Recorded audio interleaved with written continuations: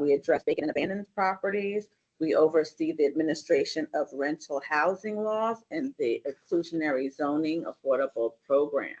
So what we want to hear from you today is your housing needs and concerns, and we ask you to consider the following questions. One, related to production, what types of affordable housing project would you like to see in your ward? Two, related to preservation, if you currently live in affordable housing, what would you like to see happen in your affordable housing community? What assistance, support, or changes you might like to see? With regard to our neighborhood-based activities, what additional neighborhood-based activities would you like DHCD to provide? Currently, we provide housing counseling, small business technical assistance, facade improvement, and the like. What amenities would you like to see in your neighborhood, in your community? Maybe green space and things like that. So just to name a couple of our programs, which we talked about before, we have HPAC, which is the Down Payment Assistance Program, the Inclusionary Zoning Program, which requires most new and renovated residential developments to include affordable homes. They can be apartments for rent or homes for sale or apartments for sale. Our single family residential rehab program helps to address crucial aspects of home repairs that might be needed. Our heirs property assistance program is an important new initiative for low income households or individuals facing challenges with the residential real estate in probate or unclear legal titles due to the passing of the former owner. The program officially launched in October 2nd, 2023, and the DC Affordable Law Firm and Legal Counsel for the Elderly are two nonprofit organizations that are currently administering the program, providing eligible heirs with access to legal representation and/or technical assistance for navigating probate matters. And we can provide you that contact. The Rental Accommodations Division administers the Rental Housing Act of 1985, and this applies to all rental housing accommodations in the district. There are some exemptions to that, and that is developments that are federally or district funded or built after 1975, are owned by a natural person who owns no more than 4 rental units in the district and was vacant when the act took effect. We also have TOPA projects, which allows people or groups that are threatened with displacement because of sale of their building.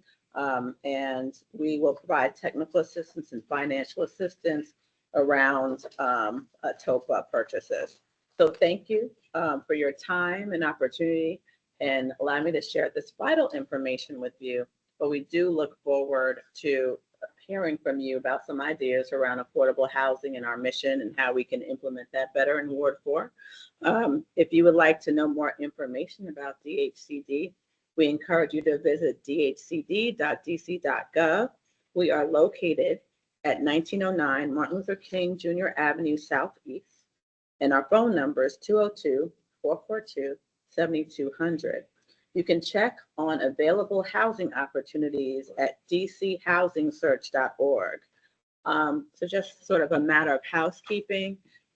When you speak, and I'm looking forward to hearing from you, if you could state your name, and if you're not from Ward 4, what ward you do live in, and maybe a little something about you, how long you've lived in the district, and if you currently are a renter, homeowner, or other relevant facts. So with that, we'll open it up to some ideas, thoughts around affordable housing, and some. I can go over the prompts again. The prompted questions, like what are your ideas for affordable housing? What are your ideas for preservation around housing? What would you like to see in your communities, etc. Yes, sir. I live in Lillian 5, right off the go down. Okay. I just moved back to DC 3 years ago. really, I'm renting right now. And, I have a studio apartment in the house. But, find out more information about home.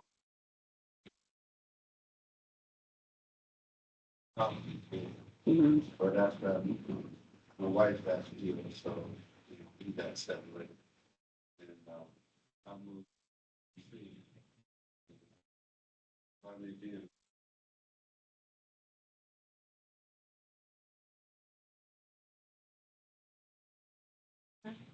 Well, we have homeownership opportunities. I'm not sure, I would encourage you to look at our Office of Veteran Affairs to see if they have opportunities specifically related to people that have served. And I want to thank you for your service as well, sir.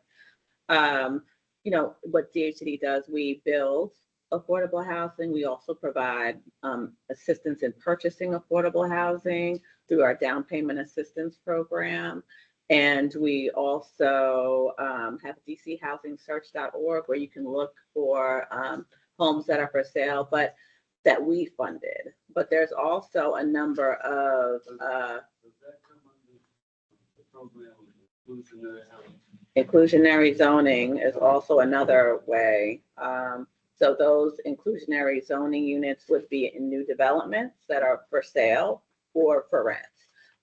One of the ways that you can look again on dchousingsearch.org, but in addition to that, our community-based organizations do provide you with a training so that you can get eligibility around that. You should take that, and then you get an income certification, so you know which kind of units you will be eligible for under the inclusionary zoning program. Any ideas about what other housing we should develop? One of the things that we are looking for is, opportunities for senior housing. Yeah. And we are talking a lot about the idea of seniors who have a home that the home may outgrow them, right? But maybe they want to pass it on to their heirs, but still have their own place to live, to build an accessory dwelling unit so they can live, at the home or rent their home as additional income, so that's one of the ideas we're thinking of. What would y'all think about that? Is that something interesting? Yes, sir. James Signal Award for lifelong. I'm part of the residential accessory apartment program pilot. Mm-hmm. If you can continue that, that'd be great. Mm-hmm. The gentleman said you all may be having a action type thing, and if so, will you be including those that were involved with the process as far as the homeowner that was going through the process?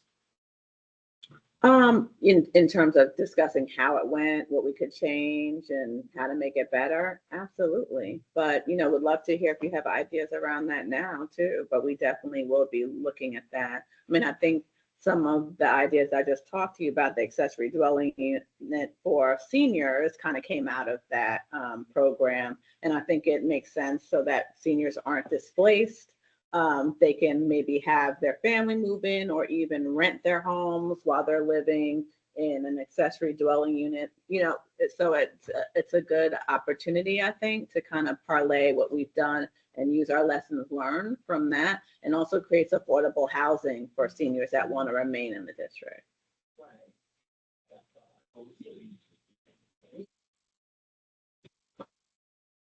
So I think it's 62. Mm-hmm.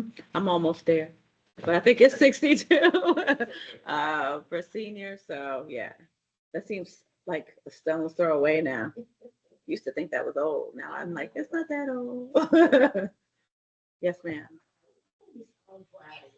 And I'm living on a horror story. My mom said his wife was a deceased honorable discharge army veteran. And well, they foreclosed on my home, so I was forced to move in with my daughter and my grandson, who's 12, when he passed away. I worked 40 years in the federal government, and I also did part-time as office cleaning downtown. But my income, I get angry because when you say affordable housing, Mhm. maybe I don't understand the program or how it works. I receive $1,900 a month from Social Security. Rent in the for one bedroom. I have my grandson. He's 12 years old. So I do not qualify for a city building. Some of the city buildings that I've been to, they are horrible and deplorable. So I went private. But I don't get it. And so I live with my daughter. She works. I work part-time to help her with the rent. Recently, we had a one-bedroom during COVID. She lost her job. We got evicted, shelter. I'm 71 years old. I will be 72 in December 8th. Mhm. And I don't know how the system works because I've worked all my life. I Mhm. never used the system. So I went to, I had breast cancer, hip replacement, both knees replacement. So I Mhm. work part-time under the senior citizen program. So I work part-time with that. Mhm. But then when you go to apply for affordable housing, we are over the income guideline. What income guideline are you talking about? Mhm. Because Social Security, 1,900 Social Security Mhm. doesn't pay anything. What do I do for free? My cancer medicine for 30 pills Mhm. is $198 Mhm. just for 30 pills. So where do I go? So Mhm. where am I supposed to live? Mhm. You know, if I live with my daughter, I Mhm. get free. I get $10 in food stamps because my income is too high. Mhm. So how am I supposed to live? Mhm. And plus I take care of my 12-year-old grandson. He's a little special. Mhm. So therefore, I'm out of senior living in a senior citizen building Mhm. because they don't allow Yeah, children. yeah. I get that. So, and I'm asked Lionel to remind me of what the rents are for, we fund housing that is 80% of AMI and below. We are actually mandated that most of our funds, or 51% of our funds, go towards 30% of AMI and below. And do you know, Lionel, off the top of your head, what rental level that would be? Like how much?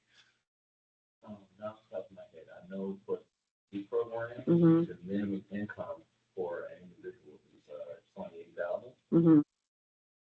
There are slightly other opportunities for low income housing tax credits Mhm.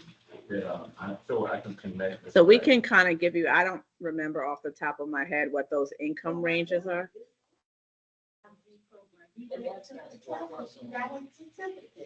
So what I'm seeing and from what all the information that I gather and have studied, you also got the programs in place, but who are they in place for? Mhm. To me, you're creating a whole new set of homeless people. Because if you go and you fill out an application and you don't meet the income guideline, you back to square one. You don't get the apartment. Mhm. And you know, a one bedroom, we have a one bedroom now, Mhm. the three of us. And he's 12, he's a big boy. So he, Yeah, I think you know, that I hear you. I think that there's definitely a need for more affordable housing for sure. There's a demand for affordable housing for sure. Most of our funds go to people making 30% of AMI and below. We produce that. The AMI is, what is the AMI? Oh, area median income. I thought you wanted to know what the number was. It's area median income. So it's a statistical average, so to speak, of what's the income in the area. And so we'll do 80%, 50%, and 30%. And if you're a low income housing tax unit, it's 60. And I'll ask you to look that up so we can give her what the income levels are, so that you're aware of it. And it is hard. There's waiting lists everywhere for affordable housing units. The best I could say is you got to get on as many lists as you can to try to get affordable housing. And I concur, there is definitely not enough. how you gonna get on the list and when you, because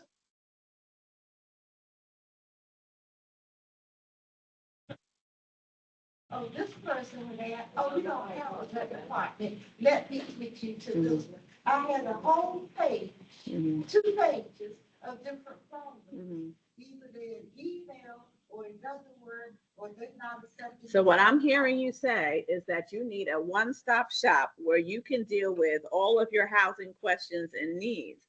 And DHCD is establishing a one-stop housing resource center so that you don't get the runaround and you could come in and someone could establish what it is that you need and make your appointments, do a soft handoff so they can case manage essentially your situation. That doesn't mean that there'll be housing necessarily available for you, but you won't have to figure it out on your own.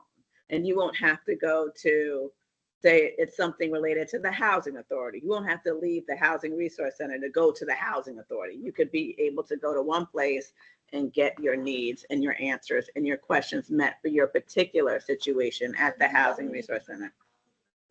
You all don't work together. You all are not under the same umbrella. No, we're not. We are separate agencies. We're a separate agency. Our agency develops. We provide financing primarily to private developers and subsidy. So it's low cost money so that they can, when they're building buildings, they can create units that are affordable within what they're building. So that's what we do. But if you're looking for like a voucher or things like that, that would be the housing authority. And we often get confused with other agencies. And so that's why we're establishing the one-stop housing resource center so that if you happen to come to us for an answer, we don't have to say, well, go up North Capitol Street when you've already come to us. We would rather just help you with your application or whatever it is that your needs are so that it's already done. You've accomplished what you came to do. So that's a great idea that we're going to implement. Thank you. If I can share That something. program, that IC program, Mhm. she's talking about, that's not a good program because when I had got the certificate in my hand and went to apply for these apartments, they were saying they didn't have them.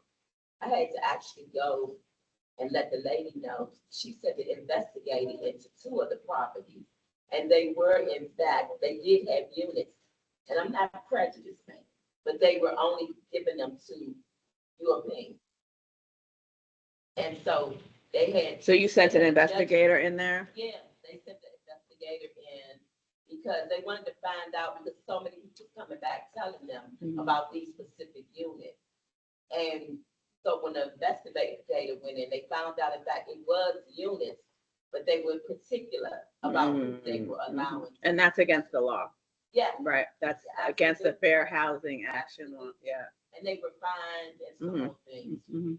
But it left a bad residue with me, so I Of course. totally discluded that program. Well, you shouldn't totally disclude it. I mean, there's over, let me see if I can remember this number. I think there's about 2,000 IC units Yeah. in the district currently. And so there's a lot of That landlords. was a couple of years ago. Well, don't let, We just like this place. Thank God, me and my husband always pay our rent and be able to move forward. But we also was looking for affordable housing. And I heard you say about the counselor, the senior housing counselor, and that you had a number. And I would like to get that when you get the opportunity so that we can see how the counselor can put us on the track to doing just that. okay. So we have a number of community-based organizations that we fund to provide housing counseling and financial assistance, as well as the heirs property group for if you have a planning for transferring your property, you have probate issues. We definitely have that. But I'll take the idea that you shared about, people kind of not following the fair housing laws. It was just very discouraging. Mhm. And, of course, we the type of people going to keep on moving. Mhm. And, people fall out here, but it's ridiculous. We've been in Washington, raised our children. Mhm. Our children are grown and married. They moved out to Maryland. We've been here all our life. We're trying to just get affordable housing. And now we're getting that Phoenix mom. So it's very important to us. And we're not on any assistance. We just like to say, this man, my husband paying 2,000 for one bedroom. Yeah. There are, and I know there's some homes that, I know, where do we list the affordable home? Have you been on DCHousingSearch.org? The thing with Michigan is they don't call you back. Mm-hmm. You can leave messages. I was Mhm. telling this gentleman before you came in, sweetie, and you can leave messages, everything. They don't call you back, Mm-hmm. and you get frustrated, you Mhm. know? Because outside of anything, you just tell us where to go and what to do. We're gonna do just that. Mm-hmm. Because we know that we are hardworking people, but not just that. We're trying to get a benefit. So I think that's what's really interesting that I'm hearing you say is that more than just being able to look and call, like if they have open houses and things like that, like you want that posted somewhere where you can actually go, apply, look, and not just, hey, do you have something? Can you call? And And to do the work, but right. we need it to be understandably correct. Right. So if you were to see like, on our website, these homes are available Right. and they're having an open house Right. or something like we'd like to go see the model or they're accepting applications on a certain date, like you would go there and just kind of submit the application. But there's also, you want to hear back, yay, up or down, yay, nay. Exactly. I work for the federal government, and it's just, we know that a couple of things are available to us from first-time home buyers and some more things. We just need to be on the right path Mm-hmm. to go there because it's, it's sad when you live right here and working hard and doing what you got to do. Oh, for But sure. some people get the opportunities because of whatever, and you don't because of, I mean, it's just terrible. It's still going That is on. discouraging. It's very discouraging. Okay. So I thought I saw a hand over there. Mhm. Why do you have a lottery for the IZ program? I don't understand. So a lottery is because there's many people that are interested in the unit. So the fair way to pull that is if you indicate that you're interested in the unit, then you do a random lottery to see who gets it, because there's a lot of people that are interested in the same unit. You So don't have people to have it, you just have people to. no, for the houses and and there's some so there's some houses, and I have to double check this, but there's some that you can buy directly from someone that's selling it. So right, only for that rate. So many issues with it. If you have issues with your credit, you can't get a house or apartment, you can't get anywhere to live. If you are on any type of trying to get, like she was saying, applying, if you have credit issues, you still can't get anywhere to live. You had said something about the community places that help with, I guess, securing housing, that HCAP, whatever that program is. The housing. Nobody helps you with getting your credit. Yeah. So we have some, and we'll give you that information, but we do pay people to help with credit counseling. Well, And I so, would like to know because I since 2029, I have been hearing about the information that DC has. I know they were offering a lot of money for DC or government workers. They would give them like $20,000, I think, to purchase a house or something like that. It was a nice little incentive mhm. from what I could see. But again, if you have issues with your credit, you cannot move forward with anything. Yeah, I think that is a challenge. I mean, I think that's right. I think that's a standard, right? Like and I don't think it's like you have to have 700 or 800. I think the minimum might be 625. I think it should be 625 or 650. So if you're in that credit range, you should be able to buy a house. Like you don't have to have like 700, 800. I wasn't talking about buying, talking about rent, but either way, it's still. So there is, like when you apply, you should be able to show like a history of rental payment, like good rental payments, like because it's going to be, or you should have a voucher or something like that. So it is challenging to get a unit when you don't have a history of good payment. That is true, because most landlords want you to come in and have a history or something of being able to pay. You're right. Even if you don't have a certificate or whatever. A certificate. You said something about a certificate.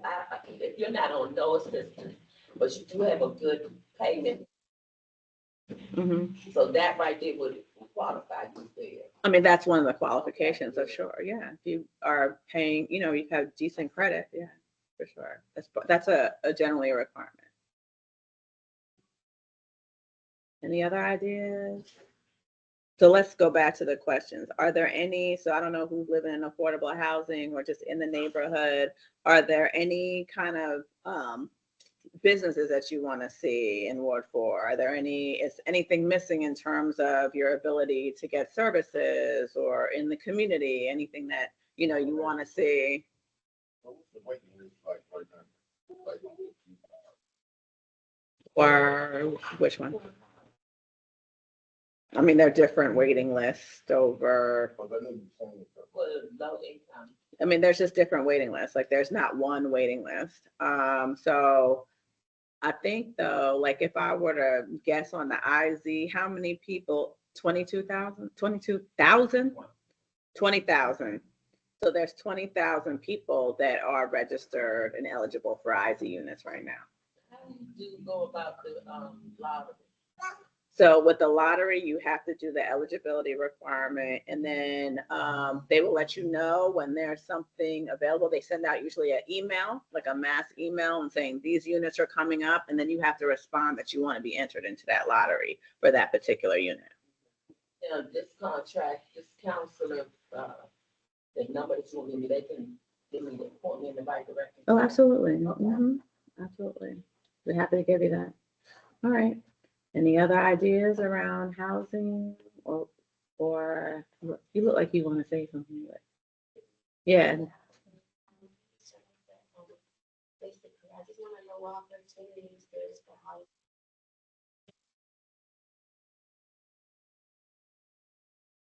As a house with friends, because my mom took me out, so I just want to feel better being home. Mm-hmm. So I just don't know, show me a flyer to come visit it. Mm-hmm. So, I mean, I think that there's a lot of different ways that you can have housing. I don't know which way is best for you. I do think that what would be helpful is for you to get in touch with a housing counselor. And we could put you in touch with that so they understand your particular needs and figuring out what, based on if you have a job, you don't have a job, are you working, what level income qualify you, and then let you know what are the opportunities for you. We'll give you, yeah. Mm-hmm.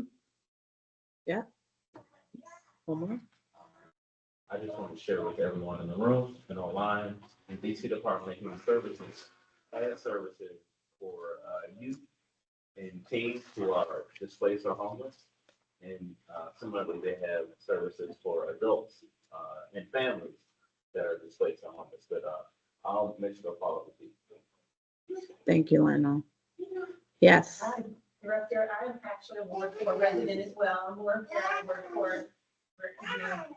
Are we doing? Work with. Are we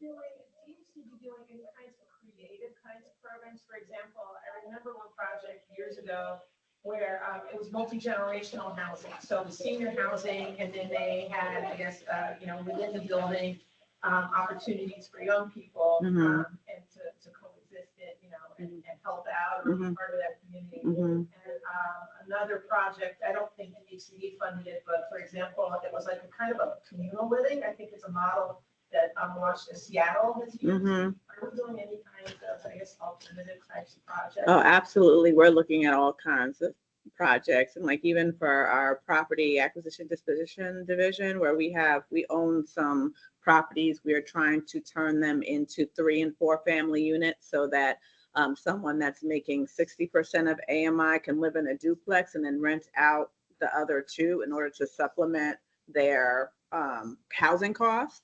So that's one opportunity. We do a number of senior housing. We're doing right now in construction is the LGBTQ senior housing program where seniors that are LGBTQ can age in place. We have, I know I'm just saying the senior thing because people are talking about seniors. We are renovating in Ward 3 senior housing, and I can't remember the name of, was it the Lisner home, the senior housing, expanding that one. We're also about to close on Wagner Senior Housing. So we're doing a number of senior housing opportunities, which are out there. So, and then they have in the past done some sort of live work opportunities that have been developed. So we do a number of creative things. Thanks for asking about that, Lauren. And if there are other creative things that you think are needed in Ward 4, please let us know. But those are some of the things that we have on there. I have a follow-up. Where would the public find out about these different types of projects, individual special projects? Well, DC Housing Search, coming to the Housing Resource Center is another way. Emailing an inquiry to DHCD, you'll get a question answered about if there's a particular housing development. I think on our website, we have a list of all the types of properties that we have developed and the address. You can look on that way. And, to the extent that you can reach out to our main number and or email us and we'll respond to you if you're looking for a particular type of communal living or community.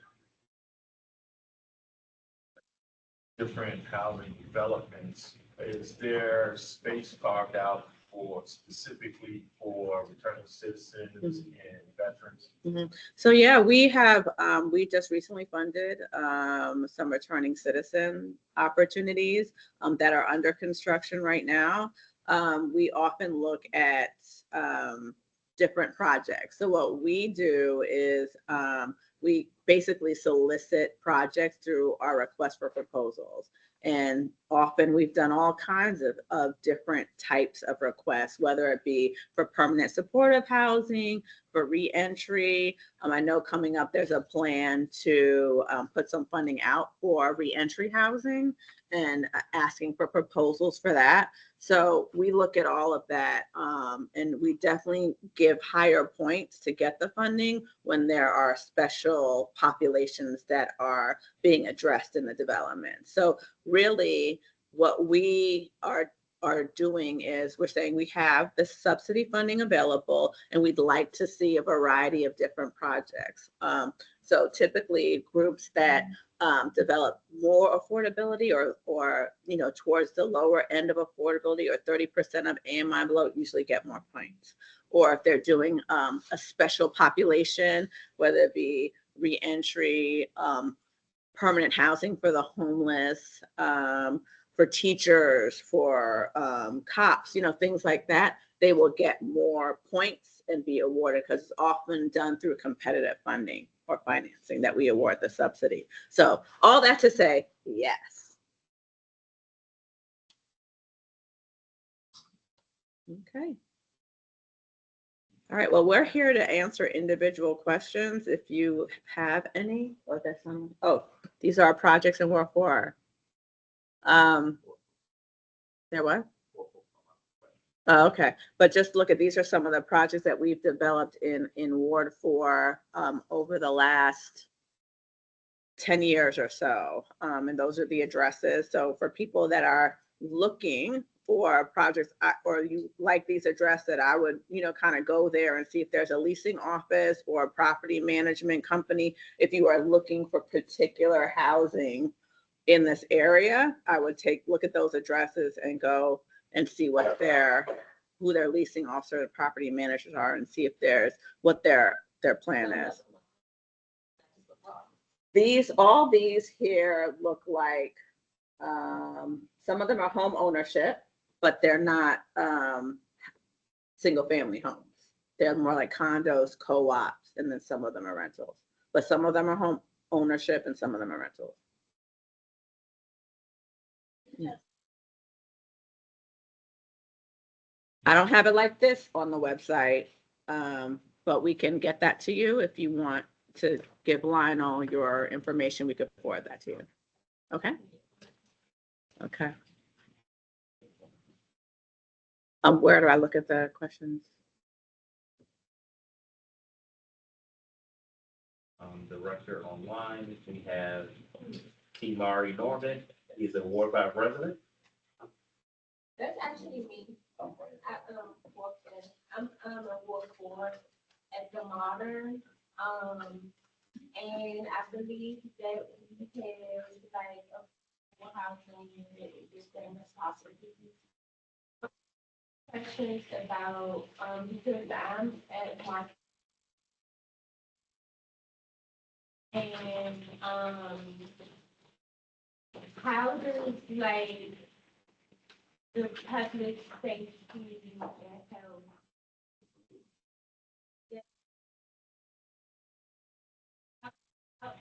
I'm just experiencing that issues with public health and safety there. For example, like neighbor was moving out and there were like rodents in the hallway. Oh, like I'm paying so much money. Mm-hmm. I can't like qualify for food stamps or any type of government assistance, so I'm working my tail off. That. And you shouldn't be. So that's horrible.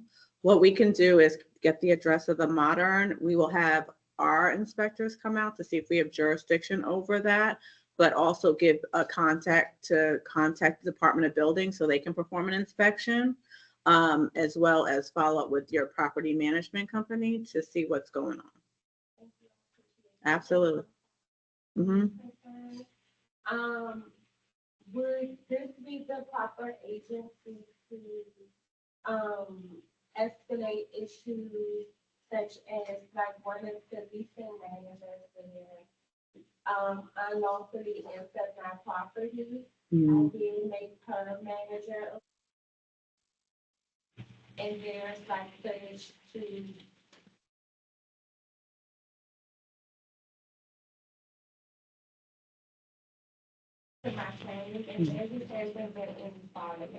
So, I mean, I would file a police report. Right. That's the first thing. The second thing that I would do, like, again, we'll figure out your address and see if it's something that we finance, and then we can inquire because we would have funding in that project. And then we can talk to the property manager and look into it as well. We don't have any enforcement around that, right, Lauren? Do we have? No, we don't. I would also recommend that you talk to the Office of the Tenant Advocate, because even if we do have some kind of, authority to deal with the renting of a landlord, if you have legal issues, we can't represent you in legal issues. So I would recommend that you talk to the Office of the Tenant Advocate, maybe you get a restraining order, whatever. They recommend, yeah. Help you with that. They can also write a letter to the housing provider as well. So we'll make sure you have that number too. But absolutely, please support.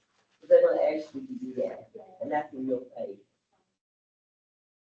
Absolutely. And I hope this gets resolved. Another question? Yes, we fine. Candace has a question. As many of us know, HVAC has made changes to the program last month.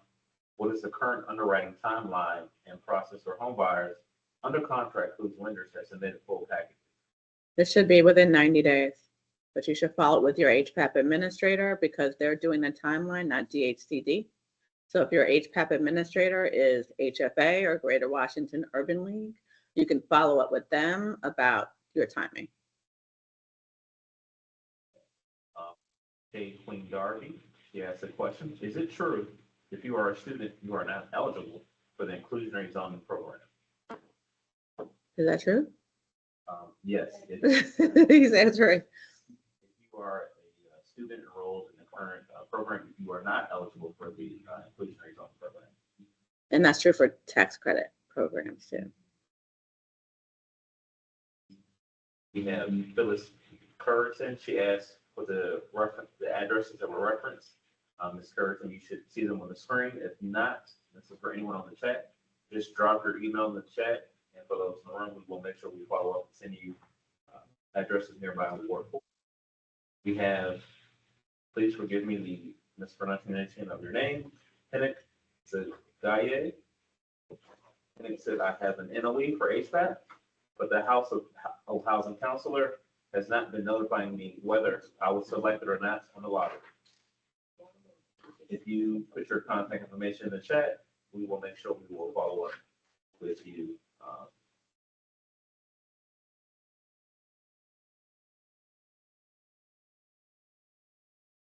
Directly, Yumi.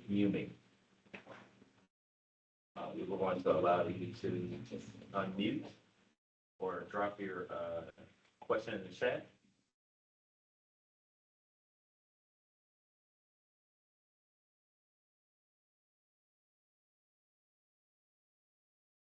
I can still mute it.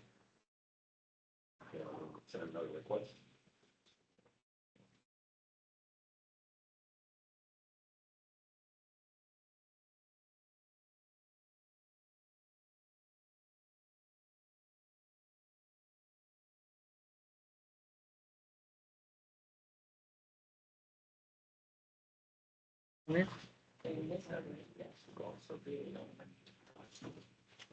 Again, Yumi, if you are there.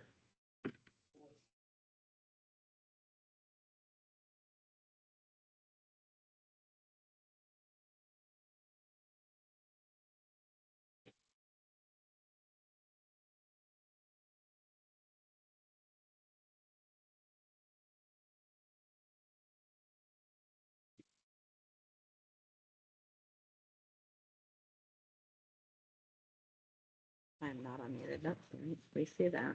We're trying to unmute you. Can you drop in the chat your question? In the meantime, because we're having technical difficulties unmuting.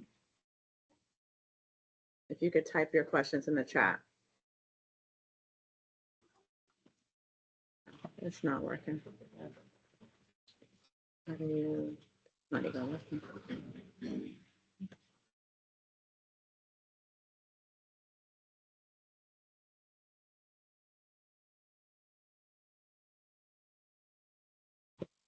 The screen share.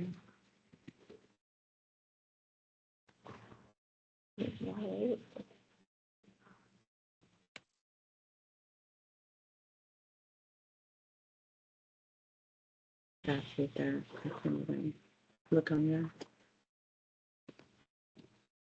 IZ zone, it needs a better way. Can you look on that? The other one's like nothing.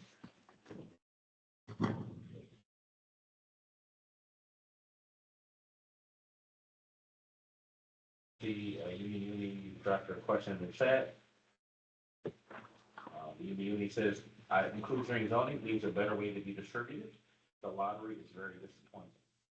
There's a lot of people, a lot of demand for the IZ units. There's 20,000 or so people registered and interested in IZ units. So be happy to hear your suggestion of a better way to do that fairly. Have Angela Doctor.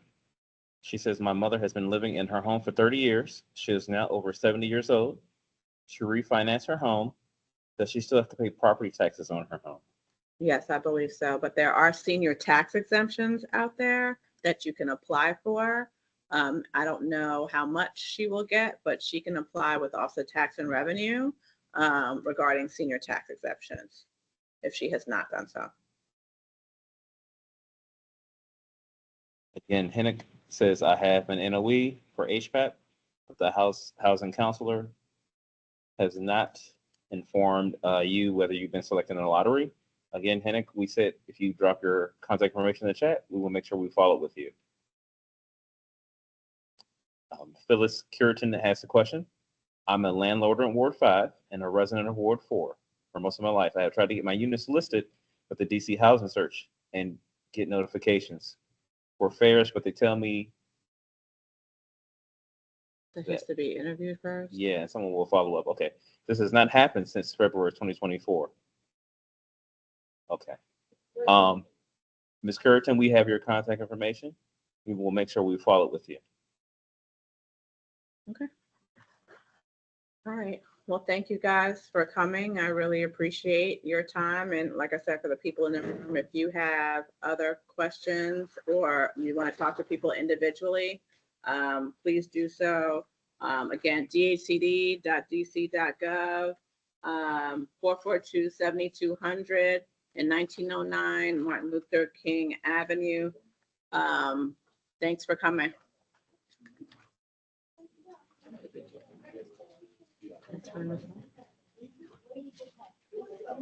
Happy about that. Oh, yeah? That's good. Yeah. Nice to meet you.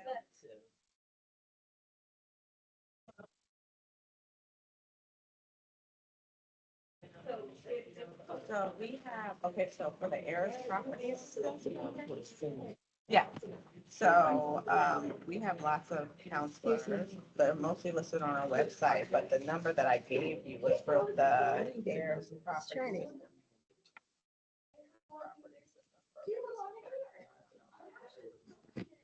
And ask who to put that, put it away. Because I think just take a picture of it. Okay. No, that's not good. That's against the law. Yeah, that's it too. These are the numbers.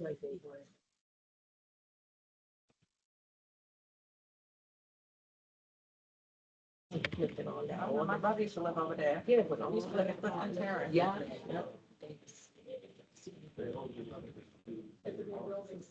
And the Mitchell Lama buildings are right there too. Funny Swift there, so. Yeah, we went from Belmont. I was at those.